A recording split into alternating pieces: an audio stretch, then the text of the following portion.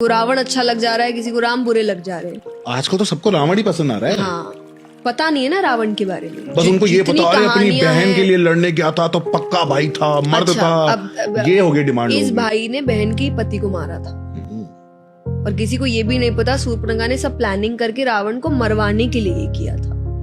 जब उन्होंने पहली बार श्री राम को देखा था वन में, क्योंकि वो उनके एरिया में थे शूर्पणखा के, उसने देखा, उन्होंने शक्ति देखी, वो समझ गई यही है जो इसको खत्म कर सकता है। इसलिए वो जानबूझ के उनके पास गई।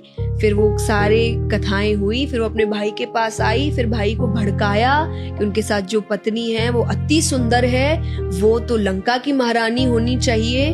तो वो एक तो बहन के कोई बदले के लिए गया नहीं था, उसे था अपने लंका को और शानदार बनाना। वो शानदार सुंदर रानियों से बन सकता है, तो वो इन चीजों के लिए गया। दूसरा, ये भी अगर किसी को नहीं पता है, he was a rapist, please go and read about it. उन्होंने एक अप्सरा का बलात्कार किया था जिनसे उनको श्राप मिला था, जिससे लोग कहते हैं ना कि मुझे रावण जैसा व्यक्ति चाहिए जिसने सीता माँ को हाथ नहीं लगाया। हाँ, आजकल तो यही बोलते हैं ना, क्योंकि वो लगा नहीं सकता था। हाँ। उसको श्राप मिला था कि अगर बिना इच्छा से किसी भी स्त्री को छुआ तो उसके 100 टुकड़े हो जाएंगे।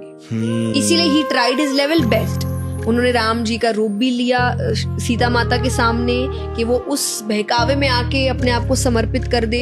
उन्होंने ये भी अफवाह फैलाई कि राम जी तो मर गए हैं युद्ध में। हाँ। कि अब बेचारी हार के अपने आप को समर्पित कर ले, पर अपनी मर्जी से एक बार समर्पित हो गई तो हो गई मेरी। तो ये बातें लोगों को पता नहीं है, पढ़ते नहीं है, तो उनको गलत चीजें सही लगने लग जाती है और सही चीजें। बट देन भी से कलयुग आ रहा है। एक और बात बोलते हैं लोग कि राम जी तो वन में थे, तो वो जब शूर्पणखा आई थी, वो जो हिरण था, हिरण का क्या करने गए थे? शिकारी तो करने गए थे। जी नहीं, उन्होंने कहा था मैं अयोध्या लेके जाऊंगी, इतना सुंदर है सीता माता ने। फिर जब वो बहुत देर तक नहीं आया तब राम जी समझ गए थे कि ये हिरण नहीं है, इसीलिए उन्होंने एंड में तीर चलाया, समझने के बाद कि ये हिरण नहीं है, ये कुछ मायावी है।